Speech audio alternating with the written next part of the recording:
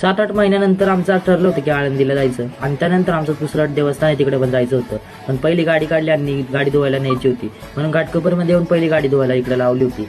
गाडी धुतली ना की एकदम क्लीन वाटते म्हणून पहिली इकडे गाडी धुवून घेतली आणि मामाने इकडे गाडी बाहेर काढली बरं का. आता गाडीमध्ये सगळ्या पॅसेंजरला घुसवायचं होतं ते म्हणजे आमच्या घरच्यांना. आज रितेश पण इथं सोबत आलेला ते पण फक्त गाडी धुण्यासाठी म्हणून त्याला घरी सोडलं आणि डायरेक्ट इकडे आलो गाडीमध्ये ते पण फक्त बॅगा भरण्यासाठी. बॅगा सगळ्या भरून घेतल्या. आता म्हणलं जर्नी स्टार्ट करायला पाहिजे बरं का.